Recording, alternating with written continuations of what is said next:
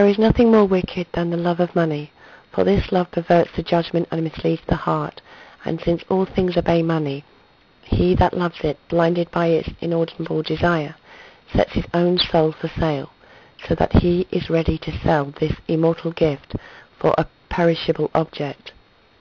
The saints use the things of earth with a heart free from them. Amid the greatest wealth they were poor in spirit, yet there are not a few who allow the enemy of man's salvation to deceive them by the appearance of what is good or right. That crafty foe strives to persuade men that riches or the abundance of the good things of earth, as they are indifferent in themselves and may be usefully spent, can be coveted and sought after without danger.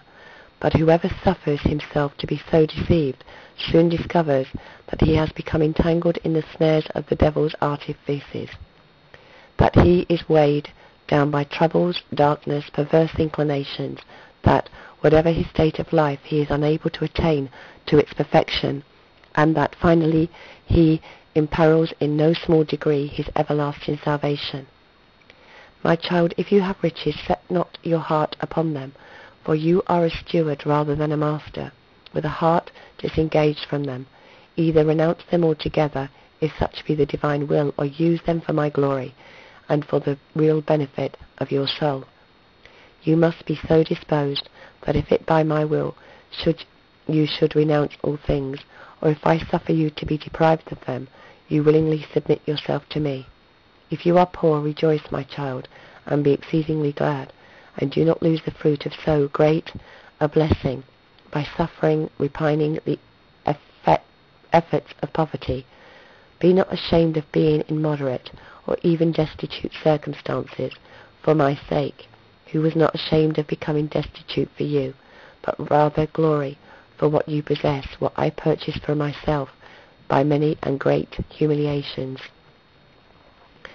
Whether you are needy or rich, cherish holy poverty, and practice a virtue so dear to my heart and so advantageous to yourself. There is indeed no condition of life in which this virtue may and should not be practiced. Frequent opportunities daily present themselves everywhere. This great virtue may be exercised in regard to one's dwelling place, furniture, food and drink, in short, the whole manner of living. For in all these things, either something is wanting which is not really necessary, or if not, it is not according to the desires of nature, or something may without danger be withdrawn from what is had for nature's convenience. If you love holy poverty in your heart, as is proper, you shall not want means and opportunities of practicing the same. How many poor there are who do not gather any merit from their poverty, but use it to make themselves more wretched and to offend God. Would that they were wise, then instead of bitterness they would taste sweetness and sanctify themselves. The name of the poor in spirit who love and practice poverty, whether it arises from necessity or free choice, is honourable before me. With them I hold fellowship and intercourse.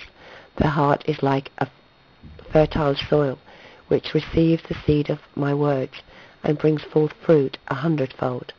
Who is happier than the possessor of holy poverty, who has whatever he desires in this world? Who is richer than he to whom belongs the kingdom of heaven? Do not then, my child, neglect your sanctification for the sake of gathering treasures on earth. Use your endeavours principally to sanctify yourself, and thus to lay up treasures in heaven. Wheresoever the object of your affections may happen to be, where your treasure is, there also is where your heart will be. True it is that for man left to himself it is very difficult to despise in his heart riches and to practice poverty in deed and in affection. You should therefore pray fervently that divine grace may help you to perform that which your own strength does not enable you to accomplish in a meritorious manner. If you perceive within yourself feeling opposed to poverty, persevere in prayer and beg the more fervently, even against your inclinations, that grace may not spare those inordinate feelings, but root them out completely until your heart is altogether free, and looks solely to the will and glory of God. My child, if once the affections of your heart are well ordered, You will find through divine grace the virtue of poverty not only easy, but even full of sweetness.